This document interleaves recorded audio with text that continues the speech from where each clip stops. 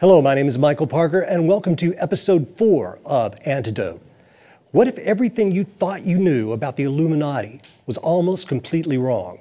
Well, today we're going to talk about that subject and this book, The Secret School of Wisdom, The Authentic Rituals and Doctrines of the Illuminati. And one of the men behind that book, his name is Josef Wäges. He's a 32nd degree Freemason. He humbly calls himself an amateur historian. I think he's far more adept than that. Josef Wäges, welcome to Antidote. Well, thanks, Michael. Thanks for having me on today. Thank you for coming. The last time we spoke, the book was not out yet, and I now have my copy. And Joseph, it's quite a handsome book. Well done. Oh, thanks, man. I appreciate it. Before we jump into this and start talking about the Illuminati and the difference between what people view as the pop culture Illuminati versus the Bavarian Illuminati, I've got to ask you, you are a 32nd degree Freemason. You've now got a book about the rituals and the doctrines of the Illuminati. So I have to ask you, I think a lot of people, when they look at secret societies, the suspicion or the dubiousness that they have towards secret societies is because of the secrecy. So I ask you, Joseph, why the secret in secret societies? Well, that's a good question, Michael. So really what the purpose of secrecy is in any kind of institution, like let's start off with something like a board of directors, right? So a CEO sits on a board of directors. They have closed meetings, and it's for candid dialogue. All the conversations are recorded, minute meetings are taken. And really, what is the purpose of that? Well, in that setting, it's to have open and candid dialogues. But within the context of a secret society, it's actually quite something more, right? Because the whole purpose of Freemasonry, the Illuminati, many of these secret societies, is to make the members of these secret organizations to help improve themselves, right? Kind of like a self-directed self-improvement process.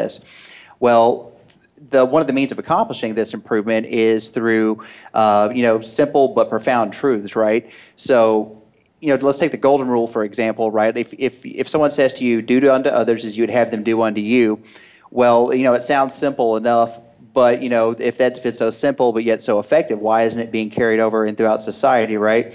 Well, it's because, people get lost in the day-to-day things, right? But if you want to communicate a profound truth and have the candidate hanging on every word, you want to do it under the veil of secrecy. You want to have some kind of pageantry to it. And what it does is the actual secrecy itself gives value to it, right? And it gives value to the lesson so that the candidate hangs on every word. It makes an indelible mark in his mind. And it's, really the centerpiece of like the initiatic experience is the secrecy itself to add value, to these profound yet simple truths. That's an excellent answer. I'm not a Freemason. I was in a college fraternity, so I've experienced one initiatory rite in my life, and I will say it was profound. And I concur with your definition on the secrecy and the need for it. So let's move to the actual Bavarian Illuminati. There's a lot of misconceptions about the word Illuminati. These days, I mean, probably the Illuminati's never been more popular than now, but that version is not the real version. So let's go all the way back and let's talk about its founder and where he was at Ingolstadt. Who was Adam Weishaupt and what was his social setting he was in the midst of? Okay, so in Ingolstadt University, 1776, that's where Adam Weishaupt founds the Order of the Perfectibilist with 9 of his other pupils. And so what's going on in that environment is that Bavaria, let's take a look at Germany as a whole, right? Germany is not a unified empire per se, but it's a collection of states, different governing systems and all these ones. So within Bavaria proper, right, it's part of the decaying Holy Roman Empire. All the education is controlled by the Jesuit order, controlled by the Catholic Church up until about 1775 when the Pope disbands the Jesuit order. And so Adam Weishaupt is the first professor to ascend to the chair of canon law, and he's the first non-Jesuit to take this position. Well, it's very contentious, and it took him a little bit of time to actually start receiving his paychecks for this position because he was being blocked because he wasn't a Jesuit. And what he came to see the Jesuits' teaching methods as, and rightfully so at this point in time, was that it was kind of like a very dark and oppressive thing as far as not a lot of intellectual thought, not a lot of creativity, not a lot of just allowing people to research the knowledge like that and to have their own ideas and form their own opinions about it. It was centered more on rote memorization, they would even like with popular philosophy and stuff like that, they would replace it with like, instead of studying, popular philosophy, maybe they study works on the early church fathers, this sort of thing. And so what it does is it has like a totally oppressive idea. And what they were trying to do was to limit the impact of the Enlightenment within Bavaria.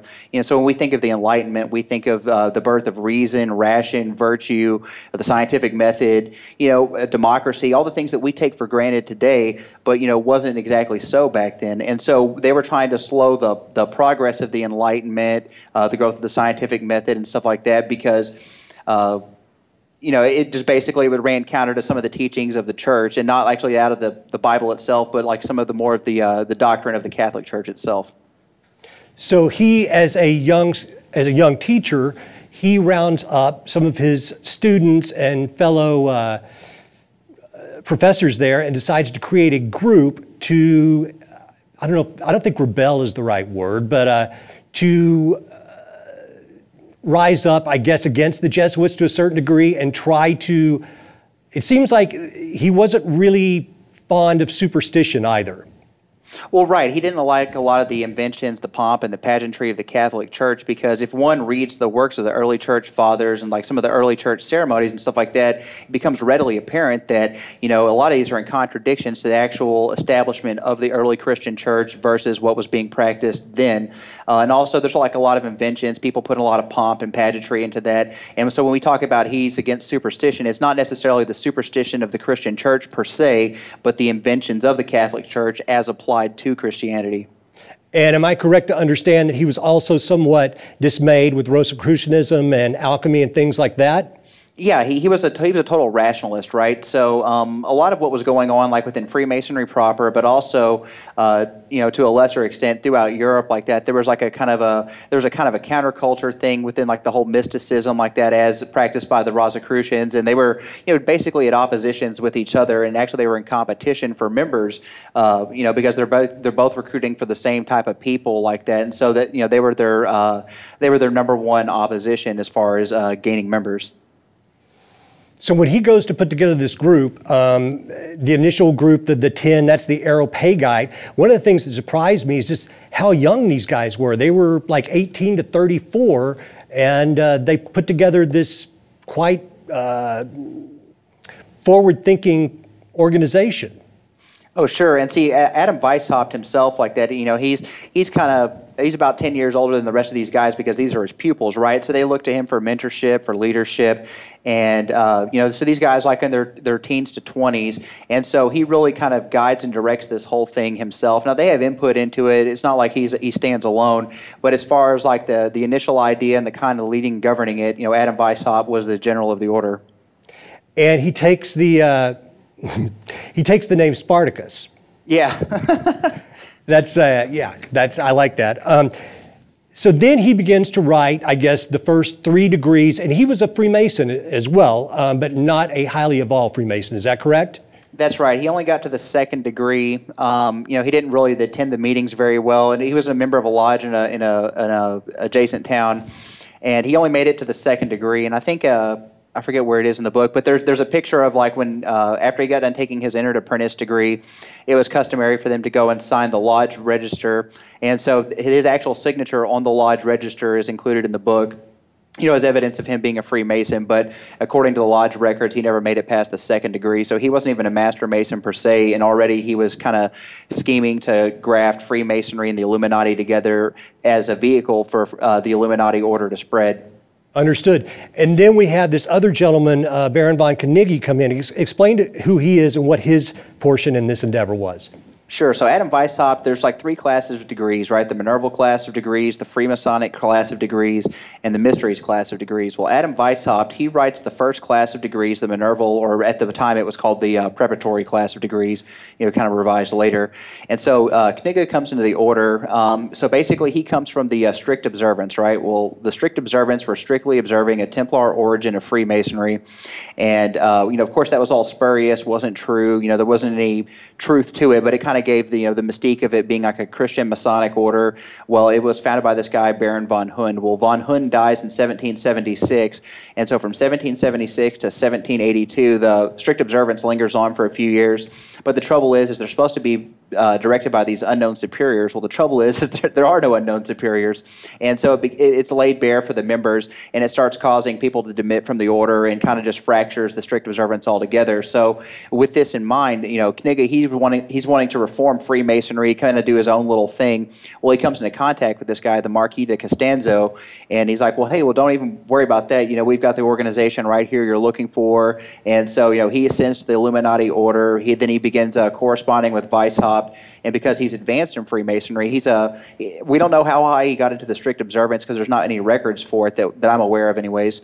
But he's definitely got a knowledge of the highest levels of the system, because some of these same elements are incorporated into the ritual he writes for the Illuminati order.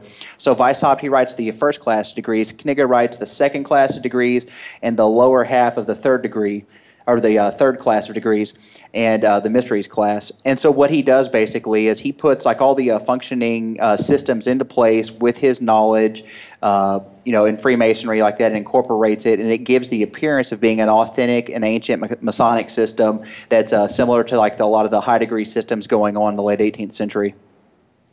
So the Illuminati, after Knigge comes on and is a very good person at bringing additional people into the order, they swell to about 2,000 people. So let's talk about now the decline of the Illuminati, because there's almost a good soap opera in here as well, with the various characters and what happened to them.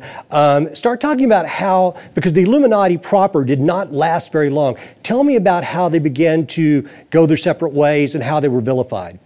Okay, well, they started fracturing as early. They started, Adam Weishaupt and Knigge, they start fighting each other like in like 1780, really, like 82, but like 83, 84, they start getting going in earnest. And then so what causes Baron von Knigge to demit from the order is they get into this argument over the regent degree, right? So the process was he would write the content, it would go to Munich, it would be reviewed by the Areopagus, they would either approve or reject or amend the ritual work, and once it was all approved by them, then he was open to conferring it. Well, so all of the approvals go through, he gets ready to start conferring these degrees, he confers a couple of regent degrees, but a few months later he gets a packet in the mail from Adam Weishaupt himself and says, okay, make these and these changes, and he's like, well, hang on a second, man, I can't make these changes, because if we do this, people will know this isn't an ancient system. And so, it's a big personality battle. Adam Weishaupt, was very domineering, somewhat narcissistic, and so, he sees there's a slap at him, and so these guys both have egos going into it. Both of them view this order as their creation and, their lifeblood and their source of inspiration. And so basically it causes Knigge to say, what the heck with all this, man, and he just demits from the order, turns in his, papers and correspondence and whatnot, and so he leaves the order. So Knigge, he's responsible for like over 1,000 members, so the Illuminati gets to about 2,000 members, right? So he's literally responsible indirectly for bringing half the members of the Illuminati order into play. And so it's kind of like a fracturing power base, right? And so people have different loyalties and whatnot. And so when he resigns like there, that kind of starts the beginning of the end. Well, about the same point in time, the Bavarian elector Karl Theodor, he gets caught up in this land scandal where he's trying to trade some land with Austria, and they're trading land for like a title of nobility. Well, the public catches wind of it and makes a big stink about it, and to deflect away from this, right, they start pointing fingers at the Illuminati, and so they issue a series of edicts. The first edict is, kind of just, against secret orders altogether. The second one officially names them, and then, a few years later it says, that, hey, if you're still doing this deal, it's going to carry the death penalty. And so after about the second edict, Adam Weishaupt gets the message and takes off and, kind of flees. And so the southern half of the Illuminati are cut off, right? So they're based out of, if they're the Bavarian Illuminati, they're based out of Bavaria, right? So Munich being the capital of that German state, it cuts them off completely. And so the northern Illuminati, they kind of function from 1785 to right around 1792 is where we start losing traces altogether of them. And so, we can safely say that, from 1776 to 1784, they were functioning. 1785, they're decapitated in the south. And from 1785 to 1792, they linger on, and just kind of burn out like a candle. And at one point, Weishaupt has his own kind of personal Judas in that one of his buddies turns over a bunch of the documents, right? Well, no. So he's who was it? It was Svak. Like it was one of his buddies who's on the Areopagus, right? So Yeah. he's got a little little castle, and he keeps a lot of the papers and stuff like that on hand. Well, he gets raided. They search and they seize his papers. But are you talking about the courier Lons, or who are you talking about? Well, one of the things that was interesting to me is that when they were trying to shame the Illuminati, they took this trove of material and made it public. And I was not clear how they got a hold of that. I was not clear if this gentleman voluntarily gave it to him, or as you, I think, just put it, they basically captured it. Well, yeah, there's actually 2 raids. And so there was a guy named Baron de Bossis, and he had his little house in Sandersdorf. He had his correspondence taken, and then Counselor Zvak, he had his correspondence and papers and ritual texts and regalia and things taken as well. And so that's what kind of gave, it kind of put. So when we have the books, some original writings of the Illuminati order, these are the results. The first one is the result of the raid on Zvak. And then there's a supplement to that book that was also, a year later, and that's the one that's from Baron de Bossis. And their basic argument was, hey, don't look at what we're doing over here with these land deals. Look at these bad guys who have this secret society, because they are essentially trying to undermine the church. Well, no, what it was is they were cherry-picking correspondence, right? So, like, if I, say I hacked into your email box and I started going through your emails, I promise you I can find in a few minutes some things that'll make you look in a negative light, right? Because that's just the nature of humanity. Sure. We're good and we're bad, right? And so, they cherry-pick all these things out that's kind of damning. Like, they had like, oh, they're looking for these recipes for abortions and poisons and whatnot like that. And what it was is Adam Weishaupt, his former wife, Afra, like when she died, right before she died, she kind of arranged for him to to marry her sister who wasn't married, and to raise their children because she was familiar, family member, and whatnot like that. Well, before they can get approval from the church to get married, he ends up getting her pregnant, and so that's why to save his reputation, he's looking to get an abortion. Of course, that never happens, but that's what was kind of going on there. And so there's lots of little things like that where maybe he was trying to protect his honor, and that really was vain, and murder is pretty bad. But at the end of the day, they were basically trying to portray him in as negative a light as possible. And then also one of the, they kind of cherry pick out some of the correspondence about that, to make it look like they're a less than honorable institution, and really that they're, these bad guys, and to try and paint them with a broad brush, basically. I'm telling you, Joseph, there is the Illuminati miniseries in the works, man. It's got this. There's good stuff here. One of the words that I kept running across in the book, which I think would surprise almost everybody when we start talking about what the Illuminati was about. And this word, really, the word felicity, it showed up over and over and over. And really, the Illuminati was trying to help people be better and to be happier through education. Yeah. So felicity, all it means is happiness, right? Yeah. And so when we think about what were they trying to do? Well, their main objectives were to render mankind happy and to render virtue victorious, right? So to raise up more, and it was to be accomplished through a moral regimen instituted by kind of like an education plan. And so that's what the Illuminati really were. They were this quote unquote secret school of wisdom. And what was it they were teaching, right? I mean, there was just simple things like that, but under the guise of pageantry and whatnot like that, these simple yet profound truths, leave the indelible mark in the candidate's mind. And what they're trying to do basically is, raise mankind back up to its exalted state. So in one of his pieces in there, it's called Lesson in the First Chamber. It's in the priest degree. And what he's talking about in there is he basically is lifting off of, what's his name, Jean-Jacques Rousseau's Discourse on the Origin of Human Inequality, and later that becomes the social contract. But so he takes those arguments that mankind in his primitive state is happy and is free because he has few needs. All he cares about is food, protection, shelter, looking after his family, these sorts of things. But through the course of time and the development of society like that, mankind starts acquiring other needs. Okay, well, not only do I need a house, I need a little bit nicer place to stay. Maybe I need a little extra food. These just little things like that as through the course and development and progression of humanity and society. And so, but it's through these needs that mankind's enslaved, right? And because he can't satisfy all of his needs, right? Like you can't be out plowing the fields and also protecting your family. And so it gives rise for someone to be the protector, like a police force and whatnot. And so what it is through these needs, mankind is enslaved. But what they propose is through this education system like that for humanity to realize that their place, was an exalted origin and that they want to return back to this thing and they're going to accomplish it through education. And really that the nature of power and control is being in the indispensable need of another person, right? But if this balance of power shifts back and forth, that people can trade places, and so to bring mankind back up to his exalted state, he basically needs to enact a moral regimen to do to others they would have him do unto you. The same things that are taught in the Bible and in all faiths, really. These are all rational and reasonable ideas, not the occult, superstitious, dark, eyes wide shut kind of vision that we've had. But here's another thing that threw me for a loop a little bit.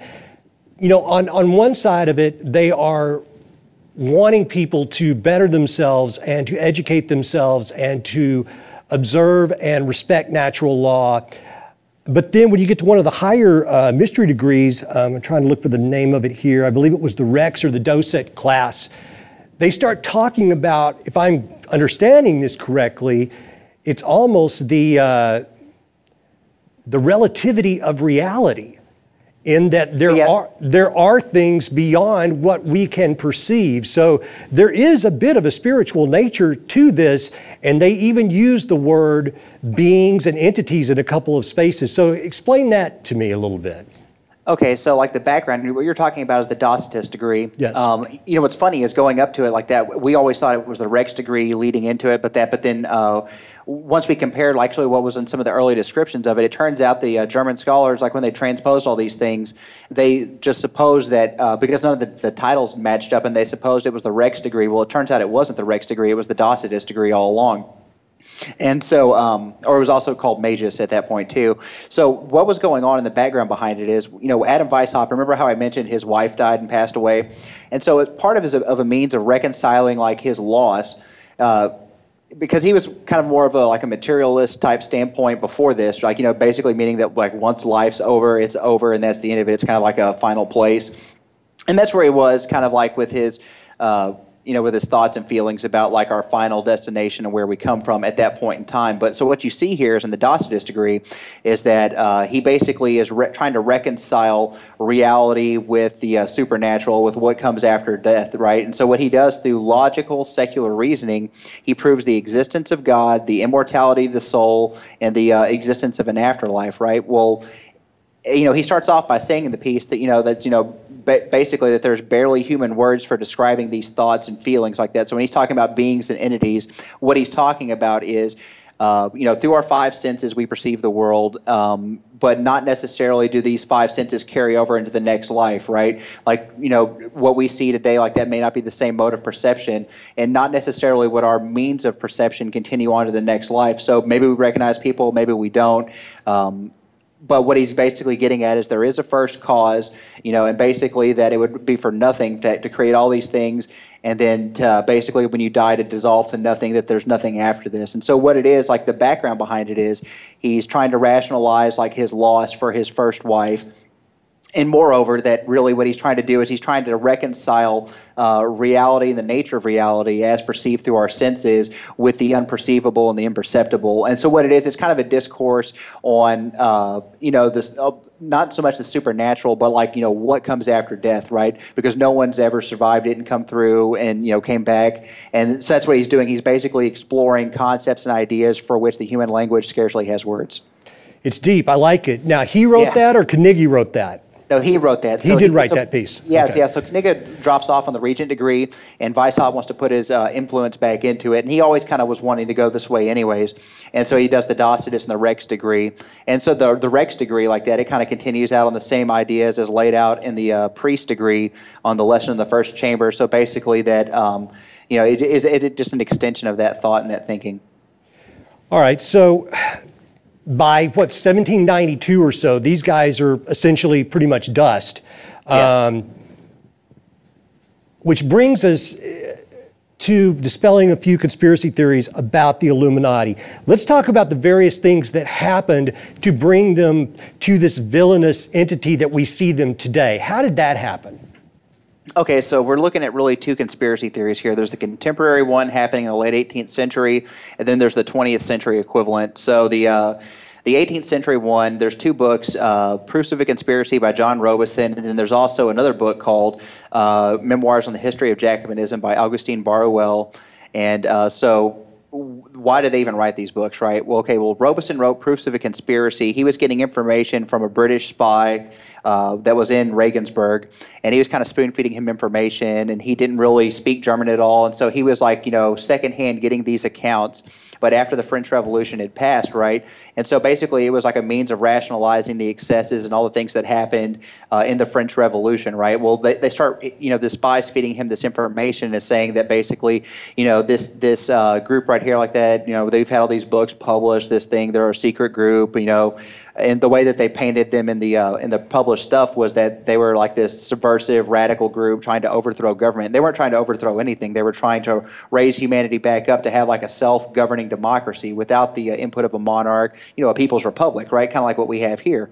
But, this was kind of like a radical concept at the time. And so what it was is he was basically saying that, at the same time, there's all these little Jacobin-inspired clubs over there rising up in Ireland and Scotland, like the United Irishmen and things like that. And so what he was doing was basically saying, well, look, this Illuminati plan's still going on. It's affecting me over here in my country. And it's spurred on by this group, the Illuminati. They never went away. Look, they even said they weren't going to go away. And that's where he's going with that one. But then we look at Augustine Barruel. Well, it turns out that, he's an abbé, and during the French Revolution, in addition to all the guillotining and Robespierre, basically running buck wild as some kind of bloodthirsty despot, in addition to all that, there was a major de-Christianizing effort in the church. In fact, all the church's property was stolen like that. So Barruel's influence on all this stuff was, him being a former abbé in a church, that basically he sees the same kind of things going on, inspired by the same sources, but so his influence on this kind of stuff is that, he's a member of the clergy, and, obviously he's against, having their property stolen and, horrible things being done to the priest and, that kind of thing. So that's his reason for contributing to his book. Well, now let's flash forward a little bit to the 20th century. And so what's going on at the end of, there's this thing called the Red Scare, and it's, right at the end of World War II, they started having the House Committee on Un-American Activities, and one of these guys, Emanuel Josephson, he writes this book called Roosevelt's Communist Manifesto. And what he's talking about in this book is basically that, Jefferson's Illuminatis, they all came over here, the Illuminati came to America, and that, the obverse of the Great Seal on the dollar bill, that's the seal of the Illuminati. So really that's the origin of those two conspiracy theories, right? Well, then it gets expounded on further by this guy named Robert Welch, who's the head of the John Birch Society at this point, makes it into their liturgy. Some 10 years later, he's making movies on it. I think it was called In Our Time. And so that's where he's going with that one. And so what we see from the 1950s forward is everyone's building upon this narrative, adding their own little ideas and inputs, their own little influences, until we get today, where it's this monstrous global cabal, devil worshipping, blood cult, death order, all that kind of stuff. And that's how it's departed so wildly, since the original conspiracy stuff started coming out in the late 1790s. Let's back up just a little bit, because you mentioned in Roosevelt's Communist Manifesto the obverse on the dollar bill. I mean, listen, that is omnipresent in conspiracy culture. Yeah. That the pyramid with the all-seeing eye is an Illuminati symbol. And you say that's not the case. Where did that symbol come from, and why was it used on the dollar bill? Well, if we look at like some of the committees like that were going at the time at the founding of the early American Republic, when they were looking for the Great Seal like that, there's sketches and whatnot that have been preserved in there. And so what was it a symbol of, right? Well, if we go back to John Greaves' 1690-something book, it's called Pyramidographia, right? And so we look at the image of Khufu's pyramid, the Great Pyramid, right? It's from the same angle and same everything. So back then you couldn't obviously travel to Egypt very easily. Maybe only a few people in Europe would do that in their lifetime. And so what people are looking for iconic images, right? So that's the origin. So if we look in the Bavarian Illuminati's ritual book in the Minerval degree, there's a pyramid also at the same angle, kind of same layout of the whole thing. And so what I'm getting at is there's a common source for all these images and influence, right? So if we look at the actual Great Seal itself, again, the same thing. If we look at John Greaves' Pyramidographia, it's the same kind of layout and angle of the same pyramid. And so that's kind of like where the iconic image comes from. But Emanuel Josephson himself, he puts it in there, although I think he doesn't call it the all-seeing eye. He calls it the all-spying eye, like the communists are, they're spying on you under your bed. Well, his book was very successful in pushing these types of ideas. Yeah.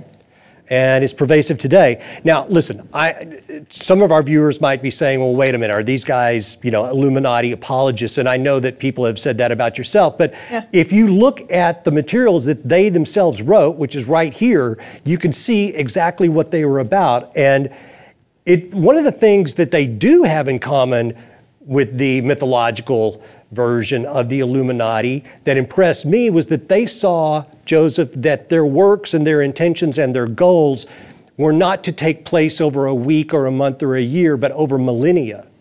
Yeah, and so if you think about it, like with any kind of well laid out plan, it takes a while to bring these things into fruition, right? Like professionally, right? Like I'm a mechanical designer for an architecture firm, right? Well, when we lay out these plans and these buildings and things like that, it doesn't happen overnight. It's a slow process, constantly retuning, constantly refining, right? So what we're describing here is actually the nature of accomplishing any kind of goals and objectives, because it doesn't just happen overnight. You don't will yourself to the finish line. It's really like small little bites, but gradually making progress every day, unrelenting and unstopping, right? And so that's really kind of like what we're talking about, is the nature of like how does humanity complete anything, and so it's kind of a reflection of that theme.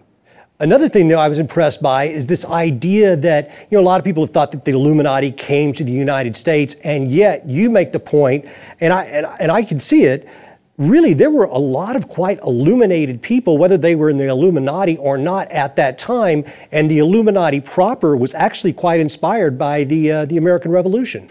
Oh, totally. So like what was going on, like the backdrop for them, so America was still fighting the British, up until about 1781, hostilities ceased, right? Well, the Illuminati themselves, they wanted to come over to America. There was like a little faction within a Munich lodge. And some people wanted to come over here, and they called the project Elysium. Well, Elysium in the Roman antiquity, it just means it's kind of like the equivalent of the afterlife, like heaven, where you want to end up at. And so what they were saying basically was that ideologically speaking, America was heaven compared to where they were at in Bavaria, which was basically domineered and controlled not only by the Catholic Church but also by by the Bavarian elector and that system of governance and whatnot. And basically it wasn't like a people's directed government at all. You had limited input. There was censorship like rampant throughout society. And so what they saw America as is really like, ideologically was a free place for them to go. And of course, their plan that they had to come to America never panned out, because the places where they were wanting to colonize off of the Savannah River in Pearisburg, South Carolina, and Ebenezer, Georgia, and possibly even Augusta, Georgia, it ended up not working out for them, because at the same time they were hatching this idea, the British capture the entire southern colonies in 1780 in the Battle of Charleston in May. And so it kind of cuts them off there, and so that plan dies, and it really was never going to happen anyways, because they didn't have the funds or the finances for it. It was kind of like a pipe dream, really. Understood. Well, I think I'm going to try to wrap this up, but one of the other things that I found interesting in the book, and I would agree with you that the Bavarian historical version of the Illuminati is certainly not what we see within the pop culture Illuminati, but I've got to point to one document, and I'm trying to find the name of it here. This one I enjoyed. The preparation for those who are to participate in governing the order. Yeah. And I do have to say, now listen, for our aspiring cult leaders out there, this is a good playbook, man, because there was some good information in here, and I have to give Weishaupt credit. I mean, he was obviously quite the human psychoanalyst. He knew how to reach out to people. He knew the best times to reach out to people and the ways to press his case in order to get the results on an emotional and truthful basis that he wanted from them. What would you say to that? Oh, totally. So basically what the Illuminati were doing, like even as early as like the Scottish novice degree, they're basically studying humanity, right? Like it's like, because to know yourself is to know humanity. And from that, you can it's basically like an exercise in how can you reform humanity if you don't know what motivates them, if you don't know what drives them, what makes them tick, kind of like what are the working parts here. And so Adam Weishaupt, he was a master in human psychology, right? And that's also one of the things they were teaching, and not from a nefarious evil standpoint, but in a means of persuasion, right? Because if we look at, persuasion works both ways like that. If used for positive ends, it can be just persuasion, right? But used for a negative end, it can be manipulation. So really, it's like a tool, right? A screwdriver, it can fix your car, or it can possibly kill you. I mean, so it's really like, how do you look at all these different things? But it is interesting to get an insight into what he was thinking right there, because some of his methodologies and that thing like that, it borders on manipulation, doesn't it? It does. It was quite ingenious, and I think you put it well when you just said that. Yes, I mean, things can be used for good or for bad. Josef Wäges, thank you so much, my friend, for coming on the show. Ladies and gentlemen, The Secret School of Wisdom. It's available on all of your major bookstores, I believe, Amazon and Lewis Masonic. So if you want to pick up a copy, it's out there. Please do. Josef, thank you for coming on. I hope to get you in the studio one of these days in the next coming years so we could discuss this more, because there's a lot to look at and a lot of different angles. Josef, thank you so much for coming. I appreciate it. Yeah, thanks for having me, Michael. And like anytime you want. And also, if people are looking to get a copy of the book, they can go to McCoy Publishing, McCoy.com. They can go to Amazon.com. And I've got, if they're interested in personalized author copies or any of the regalia, they can go to IlluminatiRegalia.com and pick it up. That's right. I do have to mention to all of the art directors, set directors, and people making music pop videos, you're going to want to buy some of Josef's gear, because if you're costuming Jay-Z or Katy Perry or whomever it is, you're going to want the real gear to make them look like part of the Illuminati. My name is Michael Parker. Thank you for watching. We are The Antidote.